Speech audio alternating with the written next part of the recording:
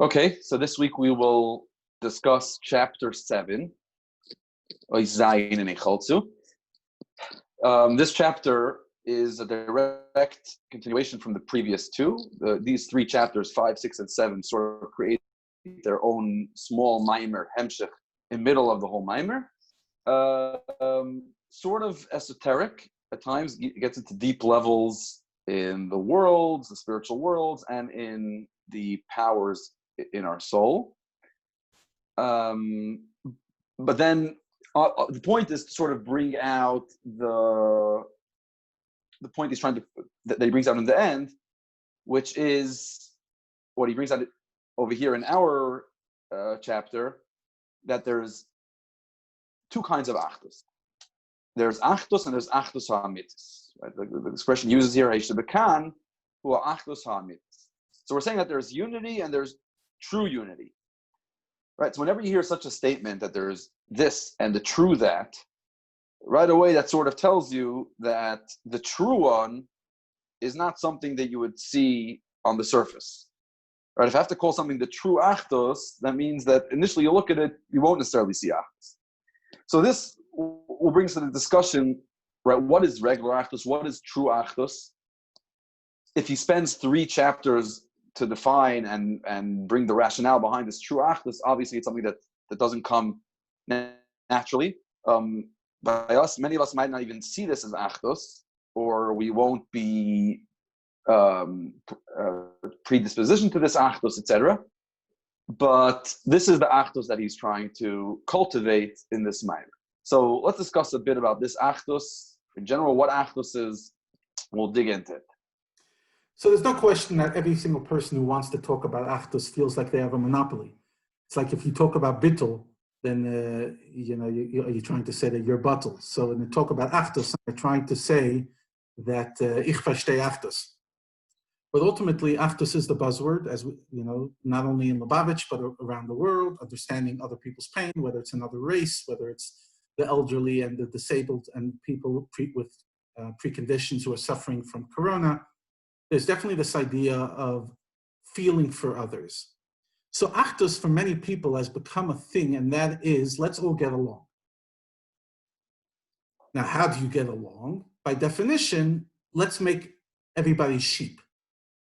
And let's all get along, which is very much the communist ideology at the core. I'm saying, besides, when you go beyond what communism manifested itself in real life, let's talk about the theory. A nice Yiddish named Karl Marx came up with this theory. The theory was that ultimately a few intellectuals on the top know exactly what's wise and they're going to set the policy, and everybody else won't have a lot of opinions and won't be entitled to a lot of opinions, and automatically they'll stay happy. Everyone's going to buy into the same God, the same father, the same mother, the Zelda Maisa, and everyone's going to be happy hunky-dory. Until today, that's the way it goes in North Korea.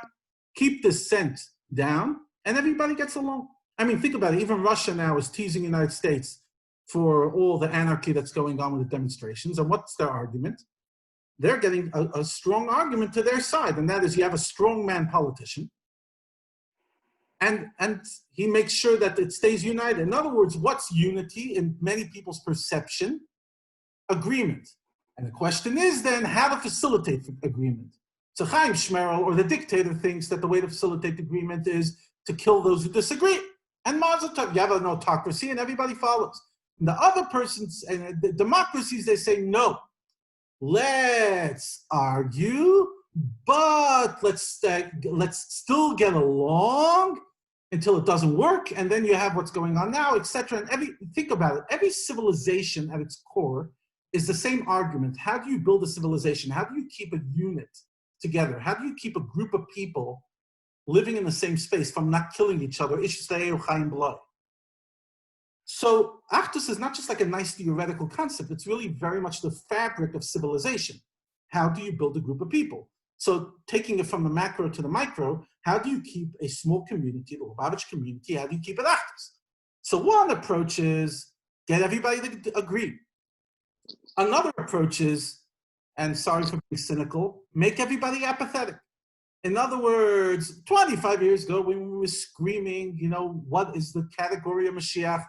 Then we couldn't get along. Baruch Hashem, 25 years later, we're still in Galus, and we're slowly, I can only talk for myself, the emunah that I had in Tafshin and Aleph is not exactly the emunah I have in Tafshin Pei.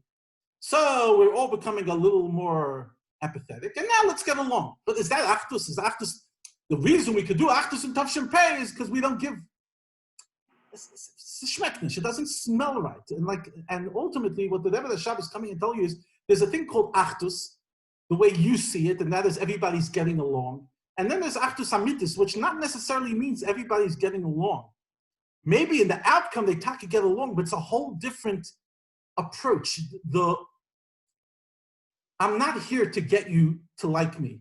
I'm not here to get you to start agreeing with me. But rather, I'm here to facilitate the process in which you and I both get to know ourselves and each other in the deepest way possible. That's what he explains, the idea of breaking down one nekuda into many, many, many details, breaking it down into the core elements, and slowly we realize that you and I don't necessarily disagree as much, but ultimately it's a much more introspective, me understanding what I stand for, you understanding what you stand for, in the way, instead of me dulling my ideas for the sake of Achdus, on the contrary, my ideas are becoming more solid because I'm digging to them in the deepest level possible.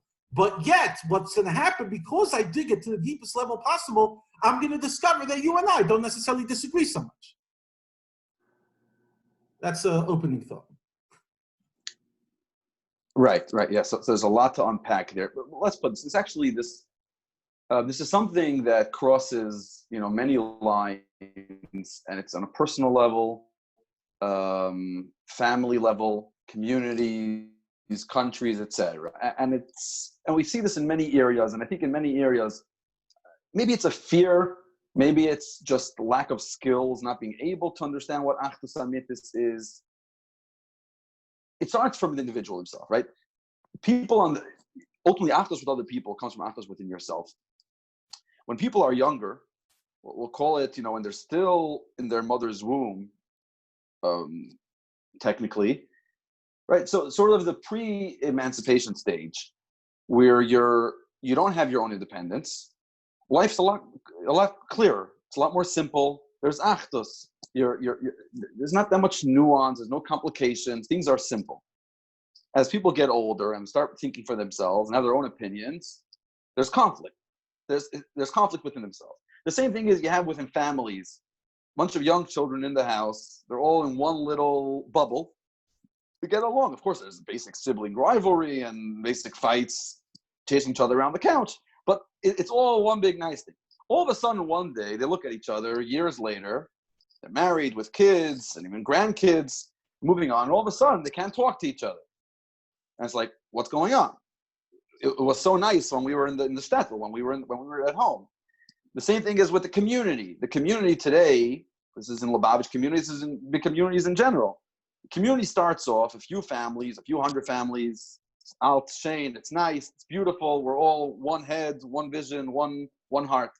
Then all of a sudden the community grows, and at a certain stage it's like, wow, we grew out of ourselves, right? We're too big for ourselves. So we're too diverse. The same thing happens in this country, et cetera, et cetera. So many times, in other words, we say, yes, there are times when it comes to Achdus, and all of a sudden people look for a dictator. Historically, when people try to fight one dictatorship, they end up with another dictatorship, right? Because people really don't know how to live with freedom. So but what's really happening is, like you said, people want Achdus. It's just the way we're wired. That self can be discussed, why we feel this need for Achdus. But then the moment we hear Achdus, we react, we run backwards. It's like the present, the new reality can't contain Achdus. I have to run back to when we were very young and naive and simple. It's tough. In other words, how does one make that leap? How does one all of a sudden accept that reality? And you see this each time, whenever an Achdus campaign comes up on any level, somehow that Achdus translates into reverse. Let's go back. We develop too much, sort of. We're too diverse. Let's go back. In other words, where do you get with that acceptance and ability to live with Achdus now with the new reality? so it's a very good question. I mean, ultimately, does Achdus work with sophistication? Because that's what your question is. In other words, as long as I'm an 8-year-old and you're a 5-year-old and we're getting along, and ultimately, so whatever, we're fighting over toys, but ultimately there's no fundamental difference. But suddenly we grow up and we sophisticate. And I'm not saying sophistication in a negative way. I'm saying whatever, even the way Chassidus explains, and he explains it in this mimer, you go from this and you develop Meichin, and suddenly there's nuance, as you say, complexity. There's ultimately, like 2 8-year-olds don't necessarily see the world very differently. But we're 2 adults right now, and it's they don't see the world. Yep. And now it's impossible that we see the world differently. Ultimately, your experiences by now in your life have formed your perception. My experiences have formed my perception. Besides my precondition and the way life I was born, nature and nurture. So ultimately, you and I coming together now and saying, let's go back to basics. In other words, means let's lose 50% of our IQ. Let's lose our whole sophistication of Meichin Begadlus, that adulthood, and let's become children again. In other words, right, and I would just add that possibly even you could bring a Heichaltzu as proof if the condition for Achdus, not only the condition, the foundation for Achdus is bittul. So that would seem to imply that yes, you have to shut yourself down, right, or transcend yourself, whatever you'll call it. We have to be able to not give in to this sophistication and go back to that simplicity. That's seemingly, from a Chassidus perspective, would be our knee-jerk reaction, even ideologically. So it's interesting because, as you're talking, it hits me. We're called Chabad, right? Chochmah bin Adas. On the other hand, our ethos is Achdus. In other words, Ahavas Yisrael. From the beginning, I mean, what's the whole Maimer Basilagani? Proving that every single Rebbe had Mesiras Nefesh for Achdus, for Ahavas Yisrael, whatever, call it what you want. And if you think about it, it's a contradiction the way we're looking at it. Chabad is demanding sophistication. That's really what it is. Chabad is telling you, nicht tzadik b'menaseh yechaya, not that the tzaddik does all the sophistication and you just follow along. No, you have to develop your own independent thought. You have to understand things. And at the same time, no, Mesiras Nefesh for Achdus. And it's like in Basi Lagani itself. I mean, what does the Rebbe say right after he finishes Basi Lagani? Tzadik b'menaseh yechaya. You're going to have to stand on your own 2 feet. You have to think for yourself. I'm going to help you, but you have to do your work. 5 minutes earlier in the Maimer, he's saying, Ahavas Yisrael, Mesiras Nefesh for the woman who doesn't have hot food for Yom Kippur. So ultimately, the question you're asking, it's like going to the very core. Because what's Chabad? Chabad, on the one hand, we're Chassidus Aklalis, where the idea of Ahavas Yisrael, what the Baal Shem Tov taught us, and obviously the way Chassidus Chabad explains it. On the other hand, you have to have a brain. Nicht sein an idiot. And whatever, Chassidim never loved idiots. Tippish wasn't exactly a high level of compliment in the world of Chassidus. So you're living seemingly with a paradox. Elamai comes out of Rebbe Rashaban Heichaltzu and says what? He says that there's a different kind of Achdus, which is called Achdus Amitis. And that's what we're exploring here. And that is that I actually go into my ideas. One of the ideas that I was giving a shir yesterday, I was preparing a shir on Zion. The idea that really hit me as I was actually giving the shir is, he's telling you, go take your idea, break it down into details, and the deeper you go in, the more you break down your philosophy, your worldview into Bina, and you unpack each thing, suddenly you'll realize that the same thing that could lead you to positive could lead you to negative. And the famous example, and Citizen English brings it in their translation this week, is how the Eibishter says that the Yid, the human beings, Yetzirah pulls them to negativity. And in Parshas Bereshis, that convinces him to kill the whole world through the Mabul. And Parshas Noach, it tells him, no, I'm never going to do this again. So the fact that we're bad, how can that lead to both? And that's the ultimate idea, that you're able to dig in, and the same thing that leads the Eibishter to want to destroy can also lead the same ideology to say, I'm never going to do this again, because ultimately they're created that way. So in a way, the problem is not that we're too intellectual, it's not intellectual enough. Our ideas are too shallow.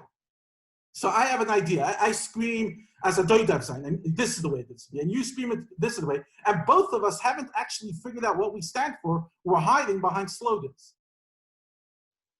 Right. So to paraphrase the Maimer, you would say the difference in bittul that would bring you to achdus and achdus amitis would be bittul and bittul amiti. And just like achdus amitis, you have to sort of have a double take, right? You have to be able to look in the details and find the achdus there. Same with bittul. Your sort of knee-jerk reaction to bittul is, let's just shut down our opinions. Let's stop thinking. A deeper bittul would be, think deeper. Right? Don't run away from your opinions. Accept your opinions in a much deeper way. Don't just look at them from a surface level, but actually delve deeper. Understand that you are a lot more complex than how you see it, than how you even view yourself. Let's analyze an example. I'm not going to go to the typical example. Let's analyze one of the big debates that youth have is Chabad open-minded or not open-minded? Fine, are we broad-minded? So you'll always have the Chaim Shmerel. The one guy will scream, "We have internet in our homes." And we by the way, who's Chaim Shmerel? It's obviously someone that you have a long history with him. This guy screams, "It's absolutely clear Chabad's open-minded. Rebbe was the first one to embrace technology." Fine. Comes the other Flumak and starts saying, "Vasadexti, look what the Rebbe says about TV, and look what the Rebbe says about this, and look what." So on the first glance, we can't sit around the same table. You're going to go to Fafidam Pishol because you see the world in tunnel vision. I'm broad-minded, so I'm going to go to my group of Chavedim where every one of us knows how to live. Because I'm not talking about a guy that's actually doing it to be a pedicure, just to be a lowlife. I'm saying a guy that really thinks. Okay, fine. So you're hiding behind the slogan open-minded, and you're hiding behind the slogan that the Rebbe was very fidum. Very nice. Can we go behind slogans? Can we actually start developing what does it mean Chabad's open-minded? That's a very big statement, Chabad's open-minded. What does open-minded mean? What is Chabad? What's Torah Shvi? Is there a difference in Shlichus and is there a difference in your home? And suddenly, if you force somebody to actually analyze their own idea, they can't hide behind a slogan. Suddenly that word doesn't make any sense. What are you trying to accept complexity in the community, you have to accept complexity within yourself. And complexity within ideas. A radical is somebody who does not see subtlety in idea. Kach katuv, that's what it says in the book.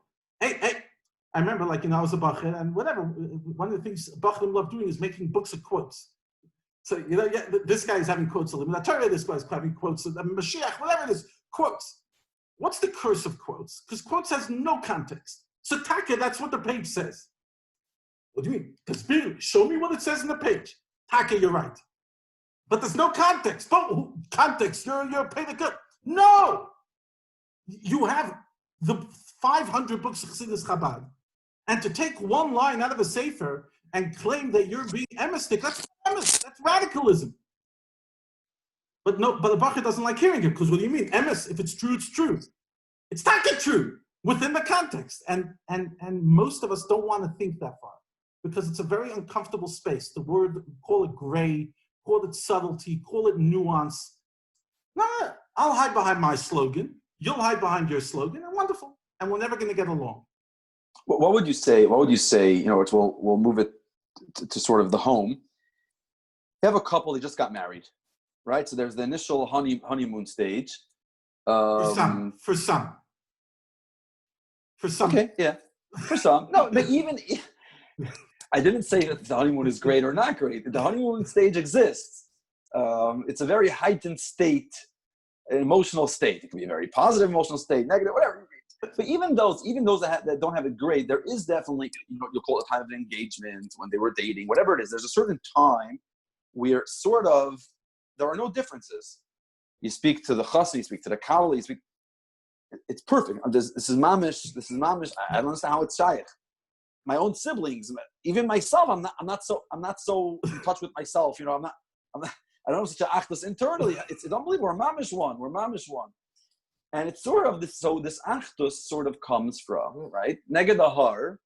There's this great equalizer, this thing of babas that brings us together. We unite together, right? That's just now what's going on. There's a time of crisis, and there's sort of a unity that happens. Actually, the time we're in is actually a very interesting stage, because you see that there was, let's say, during this time, as it broke out, and we were all locked in together. And there was sort of this unity between communities, between nationalities. There was this unity.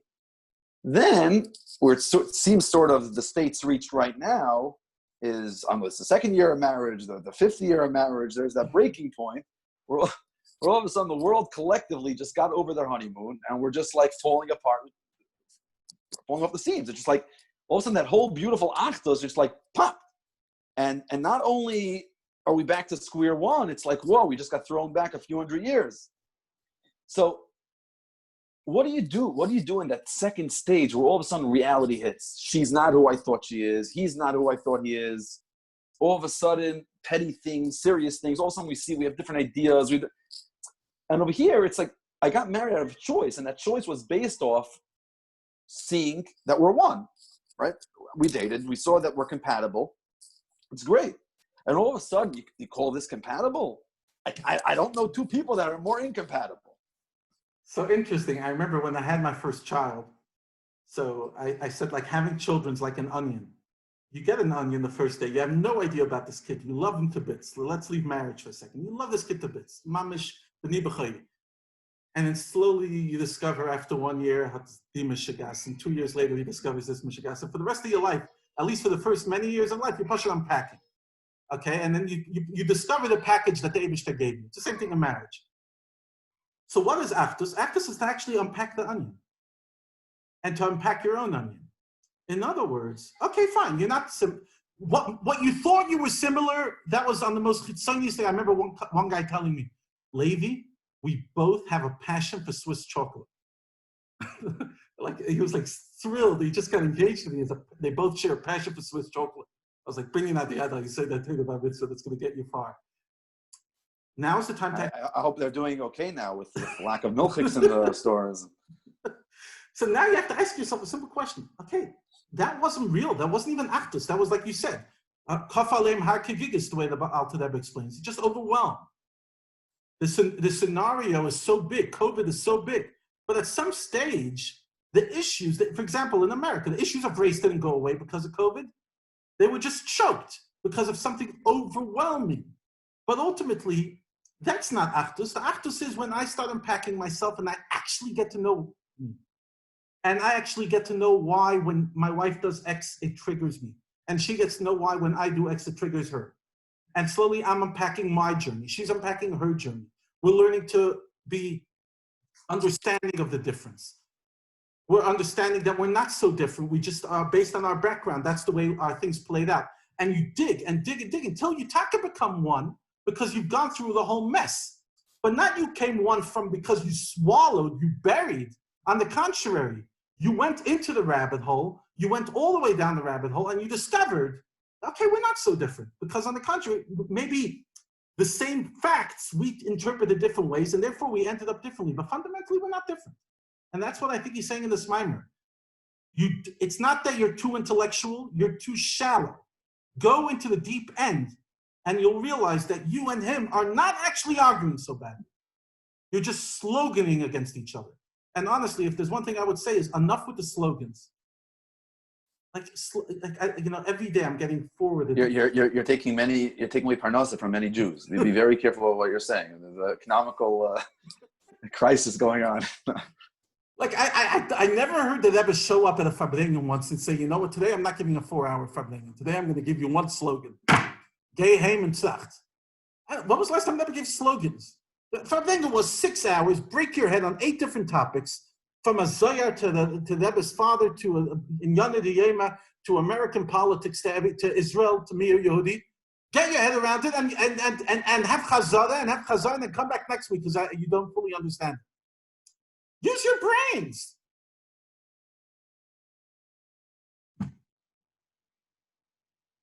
Okay. All right. We'll try to use our brains. Okay. Very good.